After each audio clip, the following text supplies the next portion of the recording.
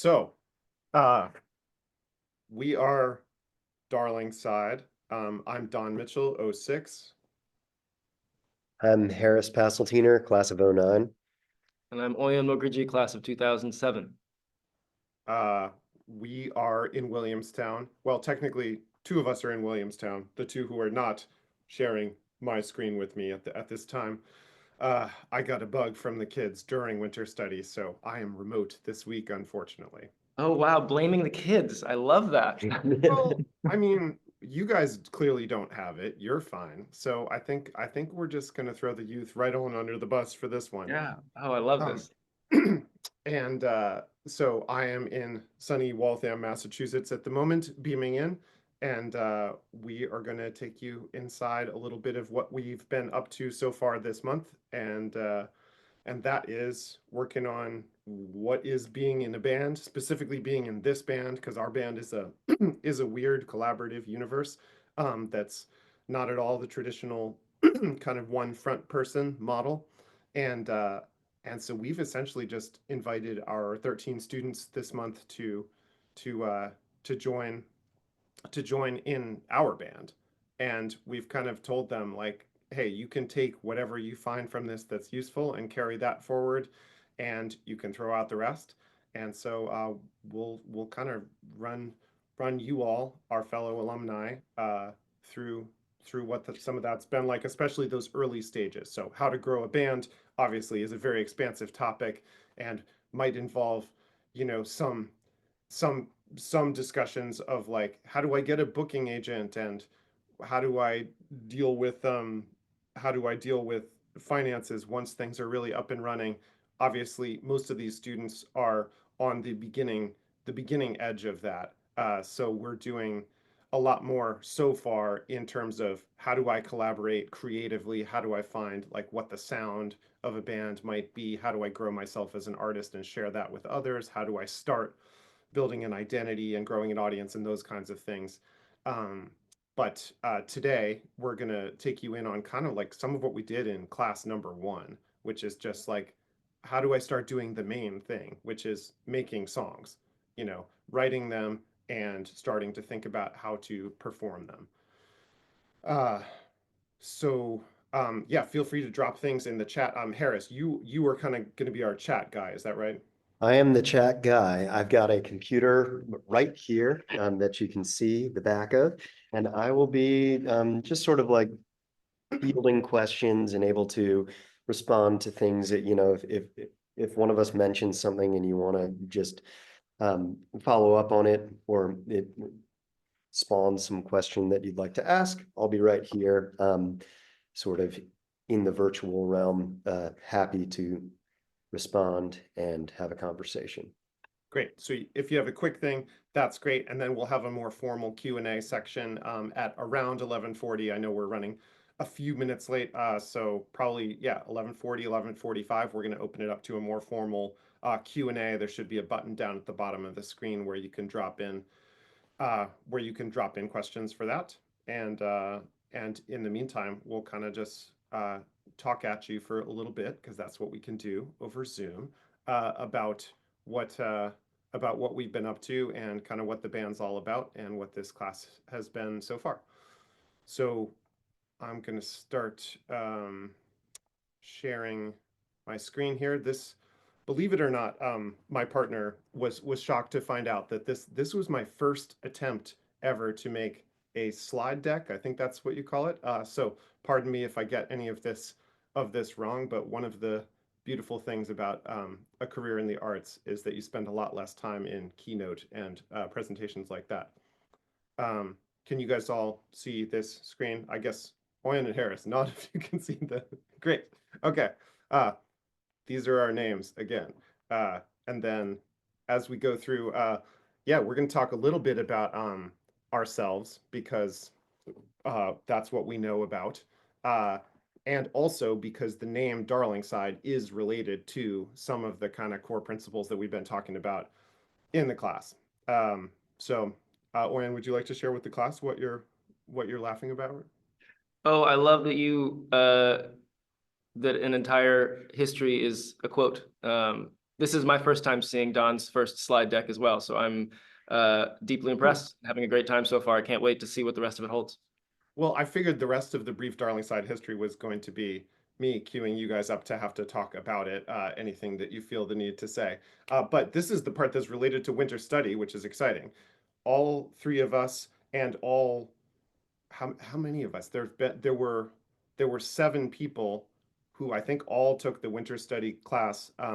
Singer-songwriter from Bernice Lewis, who's taught that class for decades, and we all took it at different times. And those were some of the origins of this band. Was people writing songs and then backing each other up in those concerts, and then one thing kind of led to another. I wasn't in the original version of the band, so Oyon's going to jump in and correct me, I'm sure, when I get something wrong.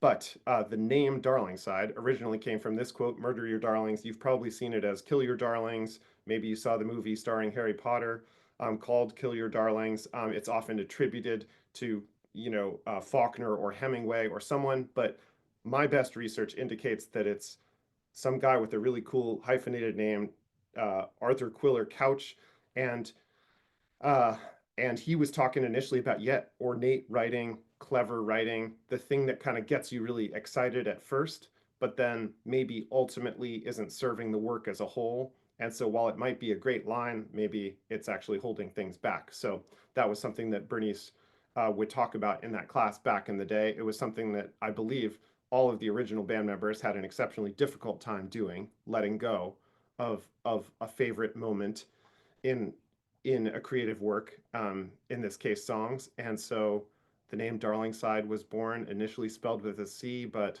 no one wants to be a band referred to as Darlingkide by an MC. And so the spelling was changed, and voila, here we are 15, 20 years later, still making music and feeling very lucky to be doing that. But I think the reason I'm going back to this is partly just because you might be wondering who the heck is Darlingside, and secondarily, I wanted to go to that because I think we have actually spent a lot of time, with the class talking about letting go and what that process means and why we feel that that's important to our songwriting process.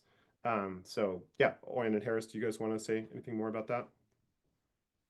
No, that was quite comprehensive, and yeah, a big part of this class definitely has been about, as Don is saying, focusing on process and the joy of creating and discovering new things in groups as we collaborate and songwrite together, um, rather than controlling or holding on to an individual conception of a piece of work. Yeah, great. Yeah, I mean, I think as far as other kind of touchstones that we went over that first day, we talked a lot about just what the rules of engagement were going to look like, because collaborative songwriting is a weird thing for most people. When we all started, we would write something ourselves and we would bring it to the band as like, here's this song that I'm really excited about. And then kind of the process would usually be more like we're kind of defending that work against assailing editors who want to come in and make it their own. And that model technically worked, but it took a long time and was interpersonally extremely challenging. So that is how we, I think, eventually started steering into letting each other in on the process earlier and trying to get everybody invested in the songs. We made a decision to share all creative credits and all of our finances equally. So figuring, yeah, sure, Harris might bring in the initial idea for this song, but wouldn't it be great if we were all incentivized to help him make that song the best that it could be, and one that all of us would feel great singing in harmony together, and not have it be something that was like, well, let's pit Harris's song against Oyon's song. So we talked a lot about that and kind of asked students to come with us on that ride for the month. Even if they never want to write a collaborative song again in the future, what could they learn from this process of kind of organically building up a band sound through writing together? And yeah, we essentially asked them to do that, and it's been a really, I think, rewarding thing for us to watch them do that. Partly because I think there's a lot to be learned through collaborative songwriting that really is similar to how I would do it, even if Auyon and Harris weren't there in the room with me. Um, there's still a ton to be said for segmenting the process into kind of like generating songs and seeds of songs, generating a bank of lyrics, having a whole archive of melodies that you could pair with them, having ideas for things that have been hanging out there for 10 years, and then one that you came up with just yesterday, and realizing actually these two are related to each other.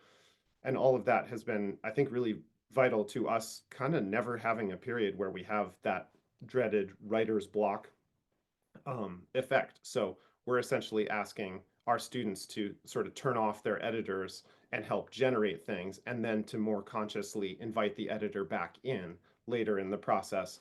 And so a lot of our work so far has been focused on like, how do we find a sense of playfulness in our writing? How do we get inside our subconscious? How do we get past the world of to-do lists and phones and the kind of day-to-day concerns that are there. If you just sit down in front of a blank page, there's a lot between you and like your core emotional being, and like what's on your mind is not necessarily what's top of mind. And so I think we have developed a lot of the songwriting exercises that we do as a way to get into kind of a collective subconscious.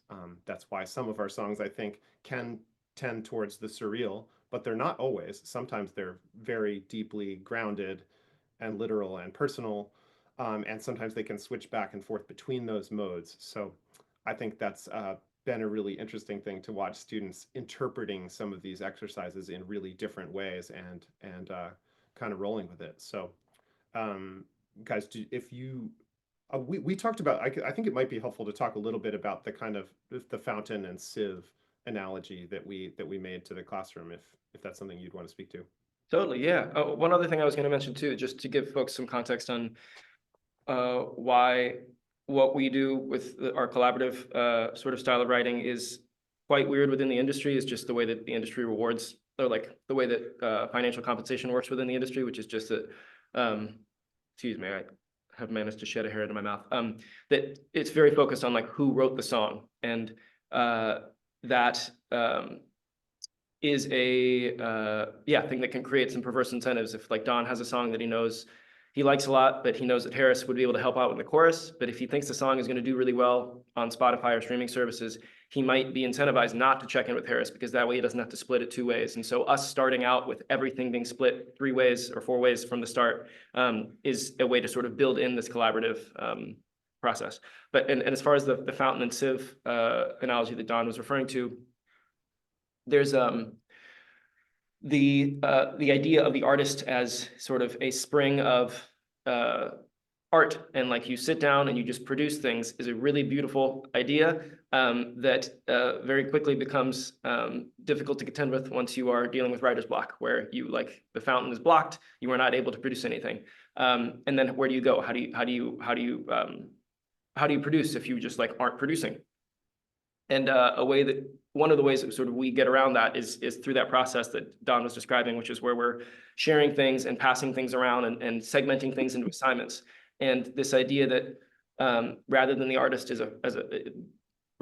thinking of the artist as a fountain, you're thinking of the artist as a sieve, which is like you're just putting stuff through your brain sieve, and as you process it and do things with more information and more like weird poetry or bits of prose that your friend has sent you, you are honing your aesthetic sense. And the beautiful part about this is you aren't responsible for producing that water or whatever is going through the sieve. It is you can get it from literature, you can get it from friends, stream of consciousness, free writes is what we call them. You can get them from little bits of conversation that you overhear on the street, or that your friends are having. And so there's always a source. Basically, all you're responsible for is the like sort of taking those bits and doing something with it. Whether it's like if the assignment is write a little bit of verse, you're taking a free write, and that's a stream of consciousness, like 20 minutes of just like putting stuff down to a page. I would hand that over to Don, and Don's responsibility is to be a sieve, look at my free write and turn it into a weird poem. And again, this is just playing into the idea of segmenting songwriting processes, just because it can be very difficult to sit down and say, it's someone telling you write a song, because you are then comparing what you're doing on the page to like songs you've been listening to, the last song you did, which you might have really liked, and wondering whether it's matching up. Whereas when you are doing it in a more segmented assignment format, the assignment is just like make a poem out of these words that this other person gave you, and that is, for us at least, a much less pressure-filled way to be working and producing things. Yeah, awesome. Yeah, we've really been just encouraging these students, you know, to like, you are a songwriter if you are currently writing, you know, so any day that you write stuff, even if you think it's the worst thing you've ever done, the worst thing you've ever seen on a page, or you know, in your voice memos app, the worst thing you've ever heard, you're still a writer that day, and that's better than not having done anything. And so we're trying to kind of find a way that once you get past the initial blush of excitement, you know, a lot of songwriters, I think, like the first song is like a revelation, and then maybe for a little bit they're able to just kind of like wait for the muse and it will come. But then eventually when that goes away, that's when you need to lean on craft a little bit more and kind of develop a toolbox for, what do I do on the days when I don't feel like writing? Do I just not write? Because then you might go for years potentially without writing, and then you don't feel like much of a writer, and there's this negative feedback cycle. So I think we're doing that. You know, I think we are seeing that students, some of them are writing their very first songs, and some of them are writing different kinds of songs than they've ever written before. But regardless, I think it's a really inspiring thing to get to watch them do that. So we're going to show you now a quick example of a songwriting exercise that we did. This is an exceptionally linear one, in the sense that in the sense that, you know, Auyon was describing, where there was a prompt, then there was a free write, and then there was sort of verse and meter and rhyme added to it, and then finally a melody given to it. And there was not a lot of backtracking within that flow. But this one is a good example because you can trace it very easily, and just know that most of them are much more complicated than this and involve going back and forth between phases. But I'm going to share my screen again, and we will give you a sense. Hmm. Let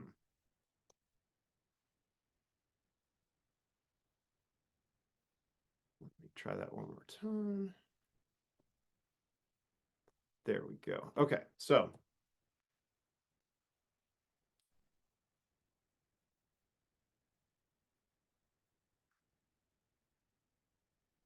hold on just 1 second. For some reason, this isn't letting me move through my slides.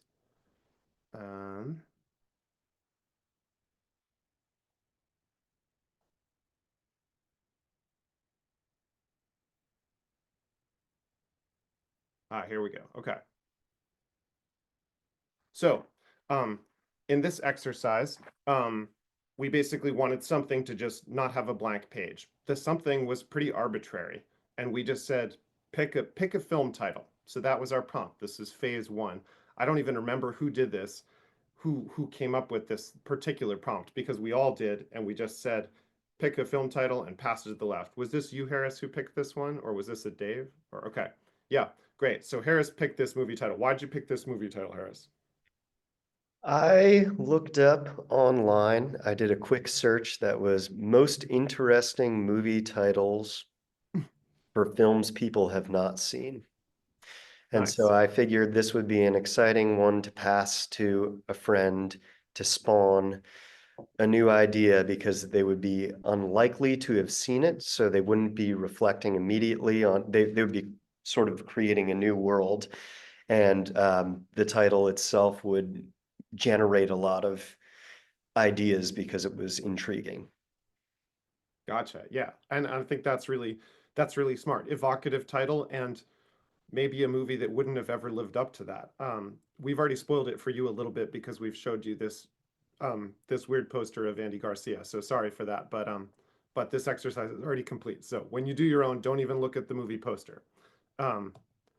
So phase 2, you now receive this movie prompt, from the person to your right. And in this case, Auyon is going to go do a free write. Now, a free write is, you take an amount of time. In this case, we usually do somewhere between 20 and 30 minutes, and this is free writes often are very rangy. Maybe you would start with things to do in Denver, you're dead, but then you might very quickly veer off into completely different territory, and that's okay. This is like meditation, where it's like, let your thoughts wander, don't let the pen stop, you're not editing anything. We're going for quantity over quality. We're not trying to have good grammar, prose, anything like that. I don't know. Auyon, do you want to talk about how you approach free writing at all? Yeah, I mean, I think I don't have a whole lot to add. It's just feeling free to get weird, and like just whatever comes. Or at least I have a very strange mind. I've found from free writing and talking to people. So like not being afraid to let some of that out is a really the process I think is really enjoyable because of that. It's just you're putting it all out and like brain dumping and then sending it off to a friend and almost like sometimes never thinking about it again, which is it's a really pleasant release for me.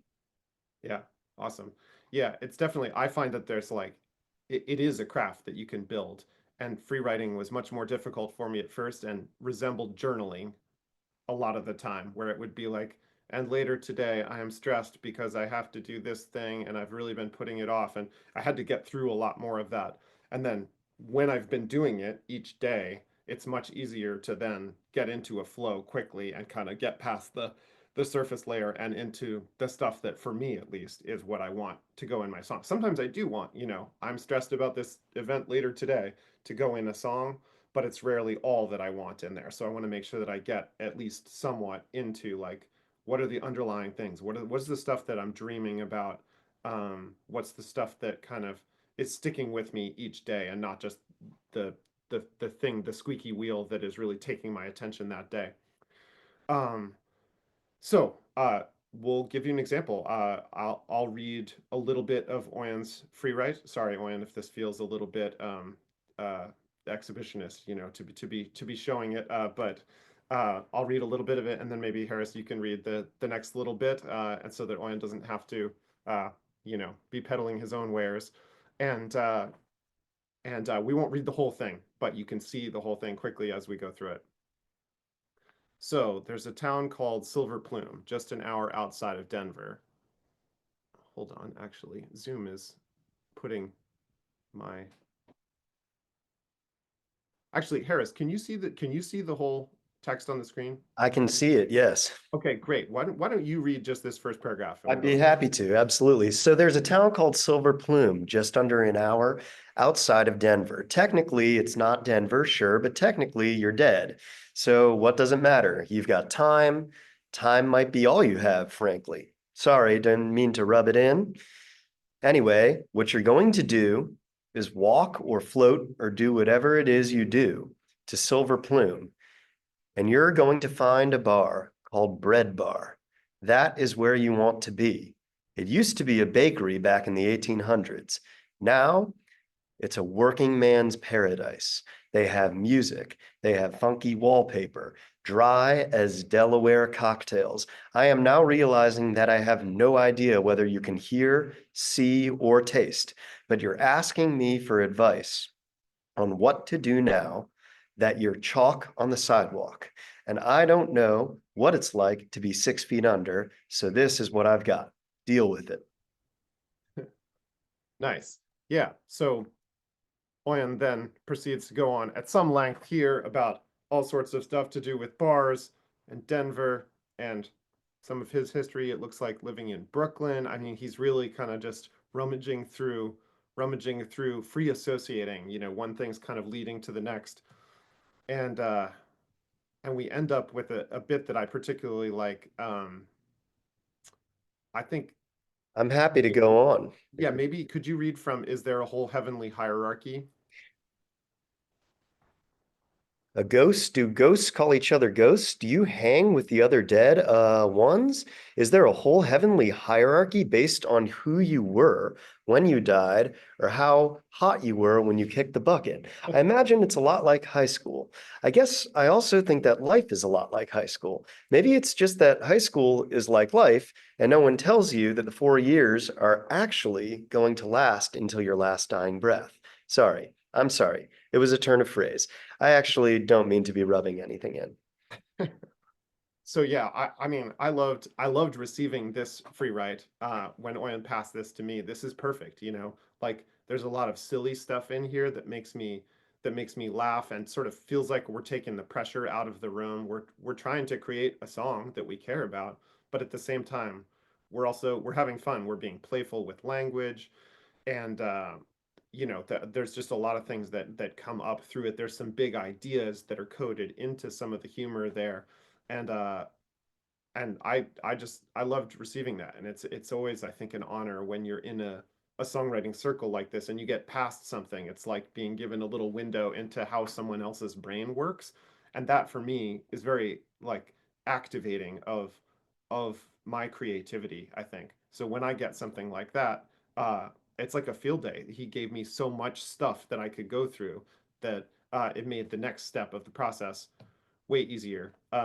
So versification, we even give them dumb names like versification and melodification to just further kind of take the pressure off. It's one step at a time. You're just moving things down the line, and your job is just to be playful and kind of dig into the work and see what happens and not be very outcome focused. So the versification, generally we take a little bit longer with it.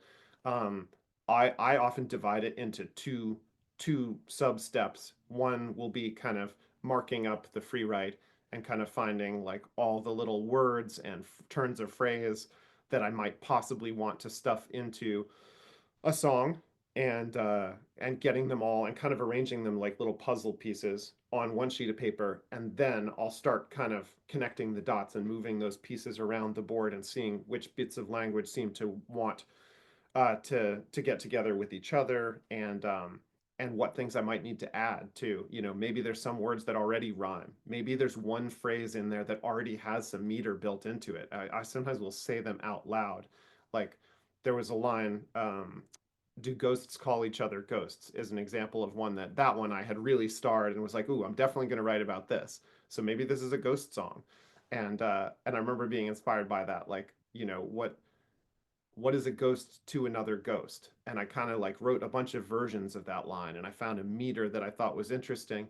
And that, I think, honestly led me to start almost having like an imaginary melody in my head. Not that I wanted it to be the ultimate melody of the song, but it was almost a cadence of like I was imagining I was Johnny Cash and I'm writing like a ghost country song. So it was in waltz time, and that was how I arrived at the very beginnings of this versification. So the versification, we're trying to add the shape of poetry to it. So we're trying to add some meter, some rhyme, just whatever we can do. It doesn't have to be all of it all at once. But this is kind of how we were guiding our students on that first day, to just like show them some examples and then take them through. And we literally went through these steps of the process and, versified each other's free writes. And so here is what I came up with. And I remember, yeah, the first line of this, "Take Me Back to South of Denver," was literally just like what I thought Johnny Cash in a like kind of murder ballad ghost country song might have done. And so I was imagining like, you know, "Take me back to south of Denver," just a really the most standard form of a waltz. And I just kind of had that in my mind, that almost talk singing kind of a thing. And so I had, a few lines like that I pulled, "I will be a ghost to other ghosts." I kind of changed the perspective, but I kept a lot of the same images about, squeezing a lime and the dry as Delaware cocktails. And I kind of just shifted around all these different images I liked and kind of tried to string them together. If there were places where I didn't have a good rhyme, like chalk on the sidewalk, I thought that was a great image for like, you know, obviously we've got you know, a death that's taken place, but it's very visceral, and I can picture it there on the sidewalk in a real place. I then picked out Silver Plume and kind of put that in there, but I didn't have something that rhymed with sidewalk. So I was like, what's like, oh, hawk, that could be something that's in a country song, thinking of like the cheesy red-tailed hawk siren that kind of, you know, comes in inappropriately sometimes in Western movies. And and and then I think I just changed it to a sparrowhawk, thinking something that was a little bit less majestic and awesome, you know, something that was a little more like had a nervous energy to it. So yeah, that's kind of how I approach a versification. It's just very iterative, like pull a line in, maybe reverse the order of the line, see what other line it might go to. Is there something that rhymes with it? What's the meter? Are there any other lines that have this type of meter that I could kind of remove some syllables, add some syllables, and really just treat it like a puzzle board. And yeah, this is basically what I came up with, and then passed along to Harris for the next step. Harris, maybe you can talk a bit about the melodification stage. Yeah, absolutely. So we then will oftentimes be passed a set of verse, and this one was pretty fully formed when Don sent it over to me. But it ended up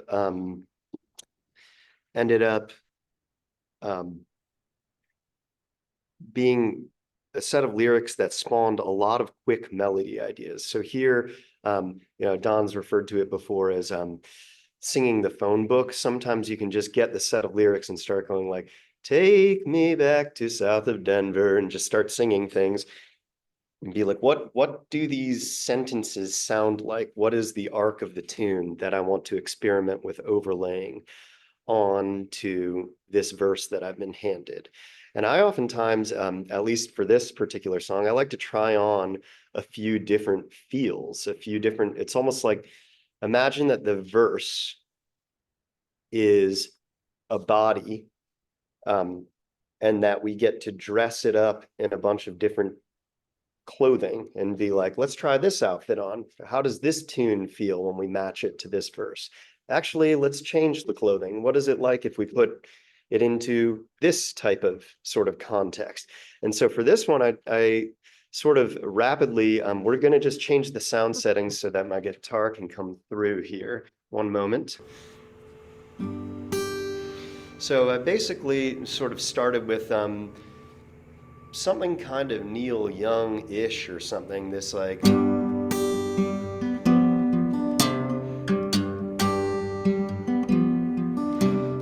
Take me back to south of Denver, that's the place where I was me.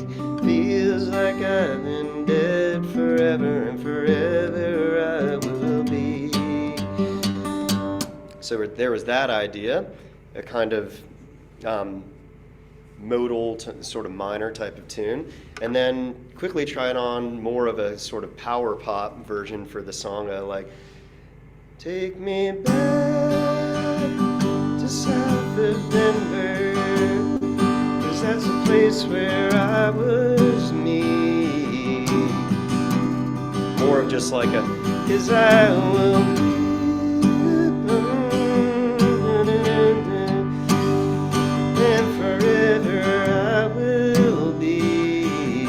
I was like, no, that doesn't feel quite right. And then came up with this little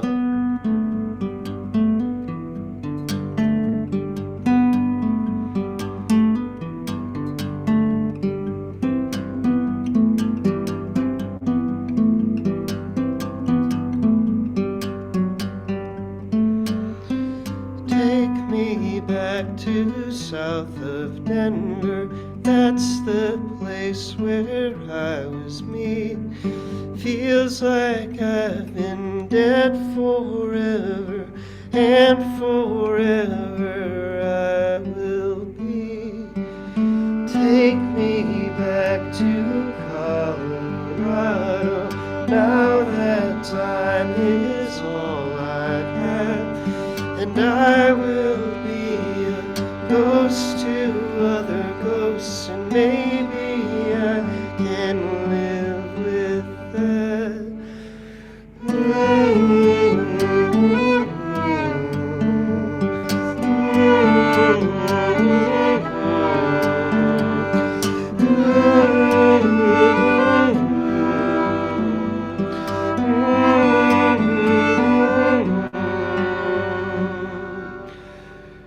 Lock me up on some old sidewalk, pin me down. So, and it goes on, but that's sort of the motif, a relatively repetitive sort of tune that's carried through the guitar and carried through the vocal. And this was my melodification that I eventually brought back to the band and said, Auyon's free write that was spawned off of this movie title was passed to Don. It became this lyric set. It was passed to me. It matches this guitar motif. When I sing the lyrics over it, it feels like it matches the emotion of the song. And then Auyon entered there as I began playing it. And that would be the next phase where we start to figure out how can we expand and fill out the textures on this? How can we arrange it?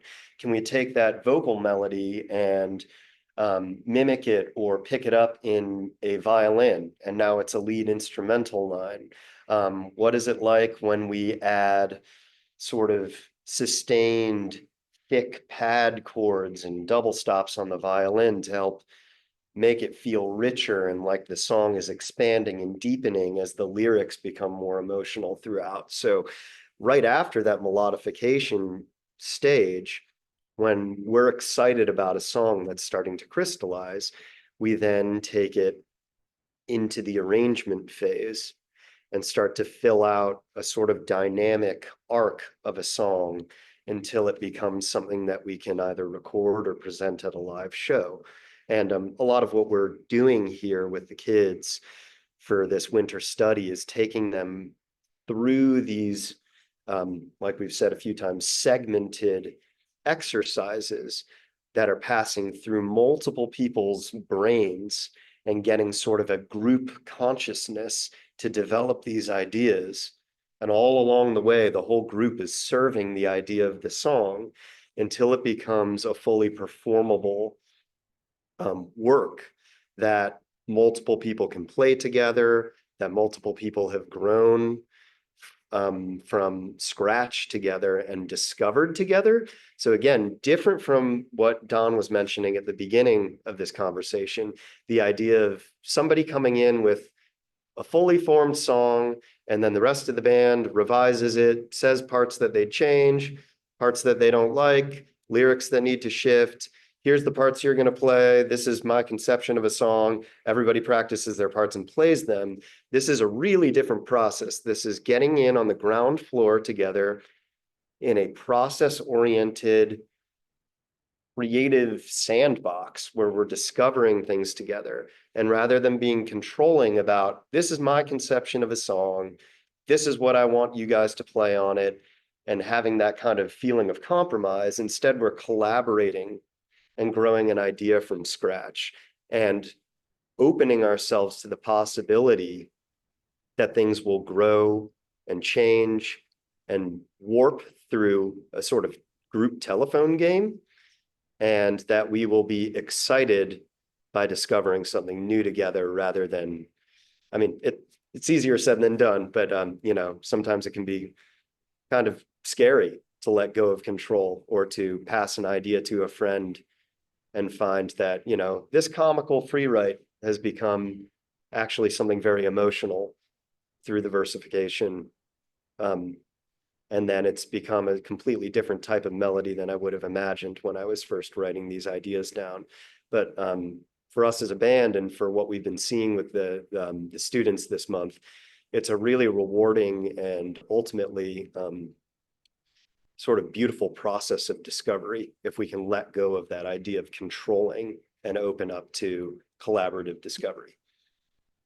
Yeah, one thing I wanted to add too is that the vast majority of what we produce in this process of writing and handing stuff off and making poetry out of things does not, like, most of it doesn't become a song or songwriter or turned into a song idea. And that's great. A lot of it just, and sometimes, like, I would say, I personally feel like one of my main roles in this group is to produce bad musical ideas. And I do it very well. I'm extremely good at making bad ideas. And sometimes by accident, a good thing will come out, which is great. But this, like, sort of leaning into this idea of abundance, like we're just making a lot of stuff to play with rather than thinking like producing excellence every time. And that goes back to what Don was saying about this is a craft. It's not a thing where you expect to be doing a great job every time you're doing it. Instead, you are just working on it all the time, and occasionally you'll have glimmers of beauty or resonance, and leaning into those when you find them. But the first step and the most important step is just like making more, and this process is a way for us to do that together, and leaning on each other to keep making. Yeah, I keep going back to, like, I think of a bank or a reservoir or like a set of shelves, and it's like there's the lyric shelf and there's the melody shelf and there's the like interesting form shelf where it's like almost a concept idea for a song. There's maybe like a chord shelf where it's like this progression of chords. I've always wanted to do this. It always feels great on the guitar, and I just haven't paired it yet with like a universe of words or a melody or whatever it is. And so I think like even even if you write something that, doesn't overall feel very resonant, maybe you would come back maybe you would come back to that, 2 years later, and you're just sifting through, like, Google Drive is where the band keeps a lot of these things. But wherever you're storing these, in your voice memos app, if it's a melody, in your notes app, if it's a little lyrics that you jot down that you overhear at the coffee shop, whatever it is, we've been encouraging students to kind of just like have all of these unattached phrases and nuggets and seeds that then later, when you get stuck on something, you kind of just go back to that and you never have a fully blank page. And that, I think, is a really neat thing. So, this example is one where we got lucky and kind of came out of it with a song that was pretty far down the line at the end of the day. But most days, what we count on is that anytime we spend an hour or two songwriting, we're coming up with something, and it might not manifest itself in the form of a song until years later. But we're just building up this bank and we're building the craft so that we can be there. If the muse does strike one day, we're fully ready to commit to it and know how to get right down to it and be the most efficient with it. And on a day when the muse or whatever is not there and we just feel like we're pulling teeth, that we're still doing stuff and having fun with it, and that's all of those things are artistically extremely valid and productive. So that's kind of the journey we've been on as far as songwriting with the students so far. We're going to move into doing some Q&A now, and I saw that there's a couple questions in the Q&A. Harris, did you have one in mind to kick off with? Absolutely. There's a question here about do you have an instinct to structure your free write as semi-self-contained stories, perhaps more like a free verse poem? And I'd say that that's a great question. On certain days, I'm more structured like that, where it's like, here's a memory let's say it's the Denver option. It's, oh, Denver, like, here's a memory of last time I was in Denver. That reminds me of, and kind of like paragraph by paragraph, where you're following each specific memory or story as like a vignette. And, oh, that reminds me of a family trip that I had as a kid to Colorado. And then there's a little scene from that, and, kind of vaulting from one memory or one snapshot to the next. And then there's other days that are completely, I try to follow, and I think most of us are pretty good at this, wherever the brain is going in the subconscious. Of some days it's just complete garbled, almost sound poetry. I'd be like, Denver, Fenver, Lenver, Lenny Kravitz, yams. I remember a time that I ate yams, and it's like wherever your brain goes, and just like you're just rhyming things, playing with things, complete nonsense. And then I find that there's a section about halfway through free writing, maybe 10 minutes in, where it's like my mind goes blank and suddenly I'm tapping into some emotional, deeper place where I'm outpouring something that I wasn't able to get to until I could kind of let my brain off gas or something. And then finally it's like, okay, this is what I'm actually grappling with. This is what I'm actually feeling today. This is what is emotionally resonant. Yeah. The next question from Tom is, the discussion of your songwriting process is so interesting, but also seems to be unique. Do you have a sense for the pros and cons of your approach versus the solo singer-songwriter? In addition, when you describe your songwriting process to other songwriters, what is their reaction? I'll take the beginning of that one and then pass it off. One of the pros, I think, is the kind of, again, like being able to tap into kind of a surreal set of imagery, especially through the way that our free writes tap into the subconscious, a slight sort of whimsical nature that shows up when you smash different people's ideas together. Somebody can be very serious and another person can be comical, and you kind of like push these things together. And I find that oftentimes our writing process, one of the pros is that it has sort of more, it's almost like more emotional sides to whatever shape we're building, different facets. I think one of the greatest challenges is trying to hold on to sort of the clear sort of emotional outpouring or even tone of voice that comes from one individual songwriter. So trying to hold on to, this is the way that this person would speak these words. Let's not try to revise all the rough edges and sand it down until it sounds like a group or a chorus is singing together, and to try to keep some of the idiosyncrasies of the individual or to even be comfortable with sort of saying, this is how my friend feels, and they want to share that feeling through this song. It's not how I feel, but I'm going to support this person in sharing their deeper feelings. So I think that's been something that we've become better at doing over time by consciously trying to allow that to emerge through a group process.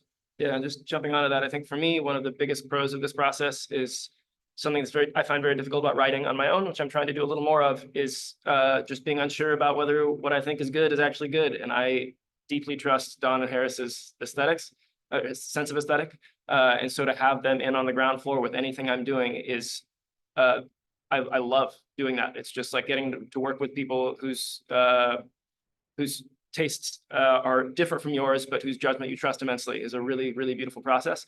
The flip side of that is that it's really difficult to work as a group. I sometimes describe our band as a sexless marriage of three folks, and that feels pretty apt. Like the same things that are difficult about being in a family, where you need to check in about all the things, and you can't just like go ahead and do something that you think is good without making sure that everyone's on board with it, is pretty frustrating sometimes. And we, I think, have frustrated each other a lot over the course of our career. And it's, I'm so pleased that we get to keep doing it, because we've all chosen to sort of like take that as part of what this process is and keep moving forward. But when we talk to other folks about it, I think, yeah, it's a pretty, I think it feels, can seem like, I think, quite revolutionary, and not necessarily in a good way, where you're like, there's a lot of vulnerability involved in like sharing your ground floor ideas with other folks. And we've like occasionally sort of done some of these exercises with friends of ours, and it's been really fun for us.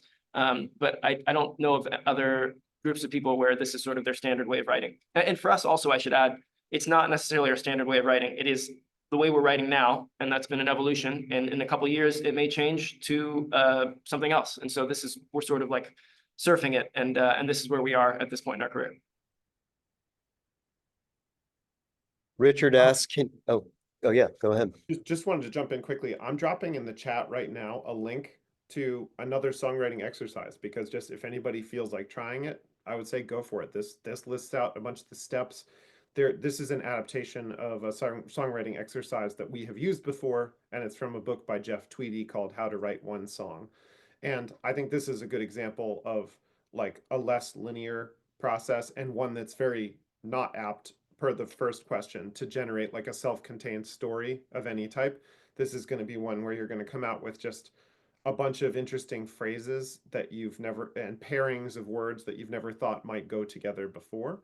And so I guess this is one that I think like you could do with a group and you could also do just as easily solo. So I think that's the thing that I most often encourage people. People are like, oh, but I don't know, songwriting is so personal and important for me. And I'm kind of like, well, you don't have to do it this way every time, and you don't have to do it solo every time. Try it these few times and then see, like, what do I want to take from this? And one of the things that most often people have come back and been like, you know, what's fascinating is this idea of collaborating with yourself, where you maybe do an exercise that involves a lot of arbitrary conditions and randomness, and you're like maybe even a little bit frustrated by it, but you just go through the motions and you kind of trust that any time spent writing is good time. And then maybe the next day when you wake up, you're like, actually, whoa, I never would have said this if I hadn't been doing this strange exercise. And you kind of treat it like the person who wrote it yesterday was a totally different person and start over. And sometimes that can really just give you a big leg up. So I think that's the thing. Collaborating with yourself is sometimes an amazing tool that you can have in your kit after you've done group songwriting. Richard asks, can you talk a bit about paying the bills? What is involved in making a new album going on tour? That could be an entire college semester, but I'm going to try to do it in about 30 seconds. We, as a band, it seems like a simple entity because it's just people make music, but it really is. There's sort of like a heading under which there are subsidiary companies. One is a recording business that puts out albums. One is a live touring and entertainment business. So live performance shows, taking things on tour. Another is a merchandising business, you know, setting up and selling merch at shows and an online shop and all the t-shirts and various pieces of gear that go with, you know, your band and the music you make. And then there's also the licensing business. Essentially pairing your music with things like we've written for Nickelodeon. We've had our songs in television shows like This Is Us or Shameless and various things on TV. So there are all those different ways of trying to just different revenue streams as you're looking at how to use and develop music and get it out into the world. Another even newer thing is basically a band as a news outlet. So those are things like being in touch through Instagram and TikTok, but also things like Patreon and subscriber based formats where people can tap in and be in touch with you regularly for news, information, content. So for us, we try to make sure that we are floating all of those different subsidiary revenue streams, ideally at all times. It's like, where could we develop more? So, you know, right now we make some income off of Spotify and streaming services, internet radio, things like that. We also make the main bulk of our earnings off of live touring and going and playing shows in front of people, festivals, headlining shows, opening slots, things like that. And then also through, like I said, you know, whether it's television shows, movies, commercials, things like that, and then trying to sell merchandise. But that especially moves nicely when you're at a show and have a pop-up shop where you can sell merchandise. So we could take a deeper dive into all of those things, but to quickly address that, we try to make sure that we are always re-upping all of those subsidiary companies which nest under the band as an LLC. That question was from Dick Pinert. Dick, if you're related to Emil Pinert, please tell him I said hello. He was the captain of the crew team my freshman year when I rowed very poorly in a different boat. Judy asks, other than the winter study songwriting course, were there ways in which your experience with the music department influenced your writing? Yeah, I was gonna say none of us were music majors. So shout out to the liberal arts for doing weird things to people's career trajectories. I probably took the most music department classes, I would guess. And so music theory for me definitely is something that like, yeah, sometimes just gave me like little nerdy conceits for songs where I'd be like, and what if the chorus began on a minor 5 chord? What would that do? And I would like think of examples. So I think that's one of the influences for me is it's been easier for me to talk about how to chart out a song and communicate quickly to someone else, like what will happen in the song if they speak that same language. Um, but another big influence for me was just singing in the choirs with when Brad Wells was the conductor. He brought in a ton of really eclectic music and different vocal techniques that I definitely thought about a lot when the band was first starting, in like how to do vocal texture and like what you could do with your face to make an ah vowel sound different if you were, doing Bulgarian folk music versus an Eric Whitaker, like super stacked up, close harmony chord, and just thinking about those things. So that's my music department story. DG says, I'd love to hear more about the sieve. When you have more material and ideas than you have time to develop or edit it, how do you approach managing that workload or thinking about what to do with it? Or what to cull? We have way more all the time than we can develop, and a lot of it is just based on stuff like just excitement, and that can be like group excitement or just one person's decision to like run with something and then present it to the group. But yeah, it's like it is a lot of just what you feel inspired by at any one point or what you remember. Like we've dug up ideas from like a decade back that one of us is excited to start working on. Sometimes you are just wanting to start from scratch with a fresh page. And yeah, so it's a lot of just like what we're moved to do, basically, and thinking about it as sort of a wealth of stuff that we can play with, but there's no requirement to dig into everything. Yeah, I was gonna say too, even the word cull, I kind of just don't buy it. Nothing is ever deleted formally in the modern age, and that can be a problem for some things. But in this case, it's an asset. It's that abundance that Oyon's talking about. Nothing ever fully goes away. It just goes back on the shelf and waits its turn for maybe someone to get hyped on it one day. And so, yeah, I'd like having great things that are on the back burner that you're like, oh, I can't believe it didn't make it into this song. You have to kind of go to this attitude of like, man, that's going to make another great song someday down the road, rather than thinking, ooh, how can I fit everything into this one song? Because that just doesn't make for good songs usually. So I think that's all the question time we have, and we wanted to say thank you so much to all the alumni for having us, and to the college for putting this together and letting us connect with the greater community. It's been such a joy to be on campus this month and getting to commune with students. And just know that the culture of winter study and liberal arts and kind of doing a deep dive for the month of January is still very much alive at Williams, and we're so excited to have been a part of it. Thank you all. Thank you.